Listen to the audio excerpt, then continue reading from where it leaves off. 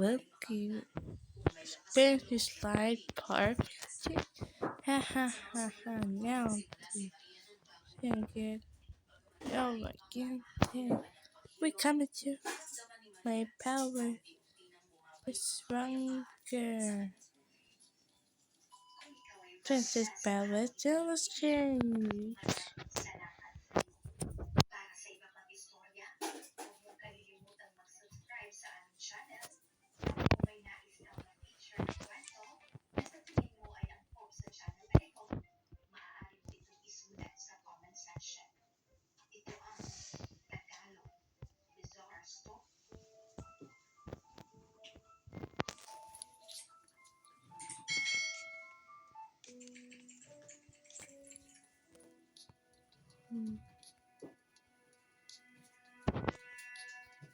Noong February 7, 2019, ay isang malaking balita ang gumimbal sa buong Vietnam dahil sa natagpuang bangkay ng isang dalaga na iniwan sa abandonadong bahay.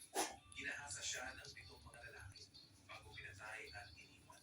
Nangyari ang lahat ng ito sa mismong pagdiriwang pa nila ng Lunar New Year.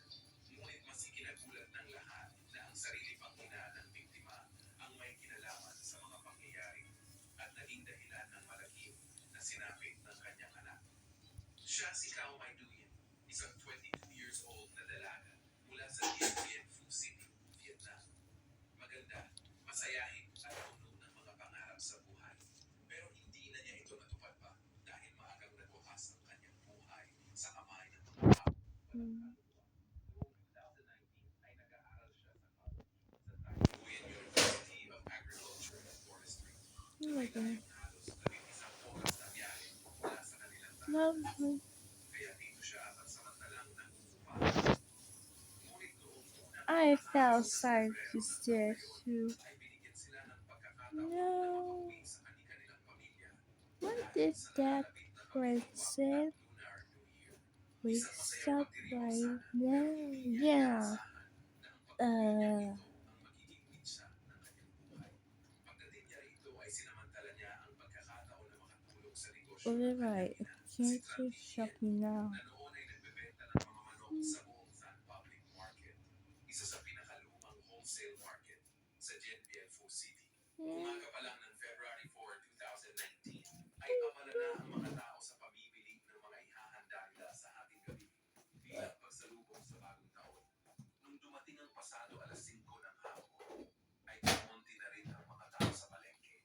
May isang lalaki ang lumapit sa So, pwesto is nila. it power Sinabi nito time? interesado siyang bumili ng maraming manok.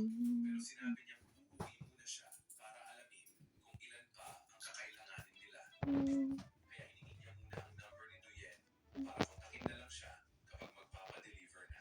Pagdating ng alas 6 ng hapon, ay tumawag ang lalaking ito sa kanya para sabihin na pwede na niyang i-deliver ang mga manok. Sa isang palengke din na matatagpuan sa Tontrong Ward na may layong 4 na kilometro mula I sa see Wuhan that. Market. Makalipas ang kalahating oras ay umalis na siya sakay ng isang Honda Wave motorcycle dala ang mga manok. Nakasuot siya ng jacket, pantalon at kulay blue na helmet. Pero pagdating ng halos 2 oras, bandang 8:45 ng gabi ay hindi pa rin siya nakauwi.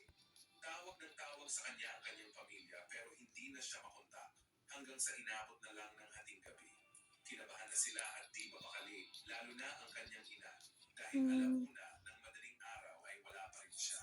Kaya nagdesisyon na siyang pumunta ng police station para mag-file ng missing person report. Umaksyon naman ang mga pulis na agad nagsagawa ng nighttime search. Dahil wala pa silang impormasyon kung sino ang lalaking nagpa-deliver, ay nagpakasakali sila sa posibleng naiwan o inabandonang motorsiklo. Alam nila ang panganib ng ganong oras, kaya nagpakalat na sila ng maraming tauhan para maghanap. Maging ang criminal investigation team ay binigyan na rin ng instruction na sundan ang kanyang naging ruta mula sa palengke hanggang sa address na sinabi ng lalaki Rainbow power. mabilis din na kumalat ang balita tungkol sa pagkawala niya. Kaya hindi lang mga pulis ang naghanap, kundi umabot na rin sa 300 mga civilian volunteers ang tumulong. Nagbaba na rin ng utos ang pamunuan ng Provincial Police Office sa mga naka-assign sa traffic na i-monitor ang lahat ng mga kalsada. What is Baka sakaling that? makita ang kanyang motorsiklo na sharing star power. And it's so right now the sky. What is that? It's so no. Hindi sila tumigil kahit sa mismong unang araw ng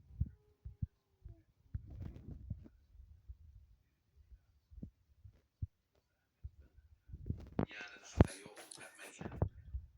Sumunod noon ay hindi na nakuhaan pa ang mga nangyari o ginawa niya. Kinabukasan ng February 6, 2019, bandang alas 9 ng umaga ay natagpuan ng ilang residente ang kanyang motorsiklo na iniwan na lang sa isang bakanteng lote na sakop pa rin ng DNBN District. May layo itong 14 kilometers mula sa Muong What Market kung saan siya the- galing at 13 kilometers naman mula sa lugar na pinag-deliveran niya. Pagkalipas ng isang araw, Alin na? noong February 7, 2019 ay dumating ang nakakalungkot na balita. Natagpuan na si Doyen pero isa ng malamig na bangkay. Are? Ang kanyang katawan ay nakita sa loob ng abandonadong kulungan ng baboy. Malapit sa bahay na wala rin nakatira. Wala na ang suot niyang pantalon at underwear na lang ang natira sa baba. Pati na ang suot ng I'm jacket okay. at helmet. Malinis ang kanyang katawan at walang palatandaan ng anumang sugat maliban sa marka ng pagsakal sa kanyang leeg. Natagpuan ito ng isang babae na nagngangalang Puy Kim Tu sa lugar na to na may layong 20 kilometro mula naman sa lugar kung saan na-recover ang kanyang motorsiklo. Base sa magkahiwalay na lokasyon, ay sinadya itong gawin ng salarin para lituin ang investigasyon. Agad nakarating sa mga pulis ang balitang ito, kaya itinaas na nila sa isang formal na homicide investigation ang kanilang ginagawa. Kapit nilang isa itong seryoso at malaking kaso. Kaya nag-assign ang kanilang hepe ng aabot Mga sa ito 150 siya. criminal investigators. Ipinarating din nila sa Ministry of Public Safety ang kaso ito. Agad namang nag-utos na magpadala ng Technical Crime Unit para mag-assist sa DNBN Police. Matapos ang lahat ng pagsusuri at iba pang forensic procedures sa bangkay ni Doyen, ay ibinalik na ito sa kanyang pamilya para mabigyan agad ng maayos na libing. Labis silang nagdalamhati sa sinapit niyang ito, lalo nung hinatid na siya sa kanyang huling hantungan. Sobrang naiyak ang kanyang ina kung saan pagkatapos ng libing, ay Nine? nag-livestream pa siya sa social media para manawagan ng hustisya. Habang nasa lugar siya kung saan natagpuan ang kanyang anak. Ngunit sa likod ng mga luha niyang ito, ay nakatago pala ang isang lihim. Tukuin ko na. Habang umuusad ang investigasyon, noong February 8, 2019, ay nadiskubre ng task force mula sa Cavite Port Police ang isang kulungan ng manok Ate. na iniwan lang sa isang bakanteng lote malapit sa palengke, kung saan sana magde-deliver si Doyen. Sumunod na 2 araw, noong February 10, 2019, ay nakakuha naman ng mahalagang CCTV footage ang mga pulis mula sa isang tindahan. Sa isang minutong video ay makikita ang isang lalaki na sakay ng isang motorsiklo at may dalang mga manok na nasa loob ng 2 kulungan. Hinatid niya ang mga ito sa isang bahay na sa huli ay nalaman ng El bahay ng kanyang birthday. naging isang malaking video Happy? ang nakuhang ito ng mga pulis. Kaya agad silang nagsagawa ng covert operation sa nasabing bahay. Hanggang sa nakilala nila ang lalaking nakamotor na may dalang mga manok na walang iba kundi si Vuong Van Hong. Natawagin na lang nating Hong. Si Hong ay isang 35 years old na dati nang may history ng drug addiction at nakulong na rin ng 4 na beses. Kababalik niya lang din sa lugar na yun nang may 4 na buwan pa lang. Vice. Tapos niyang mapagsilbihan ang kanyang sentensya sa kasong illegal drug trafficking. Dahil dito ay kaagad siyang ikinulong ng mga pulis at nagsagawa ng search sa bahay ng kanyang mundo. Nakakuha rito ng mga mahalagang ebidensya kagaya ng ATM card na may pangalan ni Doyen at registration card ng motorsiklo na nakapangalan sa kanyang ama. Ikinatuwa ng mga pulis ang development na to at una nilang inakala na sarado na ang kaso kasunod ng pagkakahuli kay Hong. Pero simula pa lang pala ito ng isang malaking conspiracy at mga nakakagulat pang revelasyon. Sa pagtatanong sa kanya ay napansin nila ang mga inconsistencies sa kanyang mga pahayag. Kaya nagduda ang mga investigador.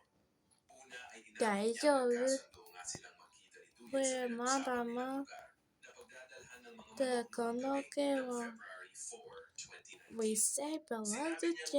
niyang pinagkakawan niya at pinatay si Doyen, pero nagduda ang mga pulis sa totoo niyang intensyon. Dahil kapag nanakaw at pagpatay lang ang kanyang sadya, bakit kailangan niya pang We want to say it again. Ha ha ha ha ha ha ha. Say it lang. Resulta ng forensic examination ay lumabas rito na namatay ang biktima sa tinatayang 12 hanggang 24 hours bago ito natagpuan noong umaga ng February 7. Ibig sabihin ay hindi nangyari noong gabi mismo ng February 4 ang pagpatay dahil lalabas na 60 hours na ang nakalipas kung noong gabing yon mismo nangyari. Sa makatuwid, noong gabi ng February 4 hanggang 6 ay buhay pa si Duyen. Naging malaking palaisipan sa mga pulis ang mga nangyari sa pagitan ng mga araw na yon. Kaya nagsagawa pa sila ng mas malalimang investigasyon. Noong February 10 naman ay nag-focus ang mga detective kay Bui Kim Tu. Tawagin na lang natin na Kim.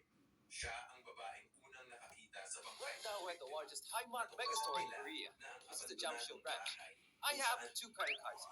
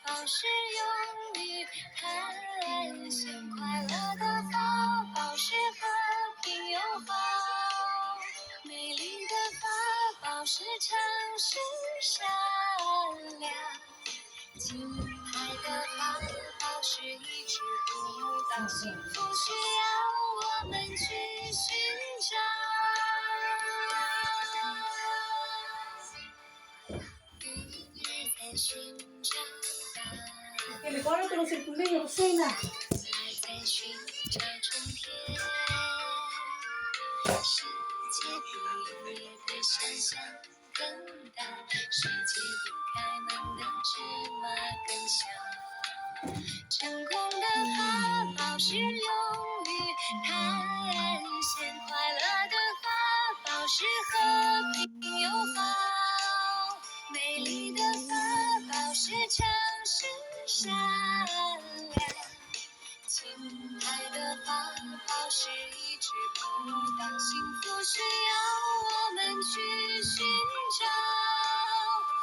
寻找。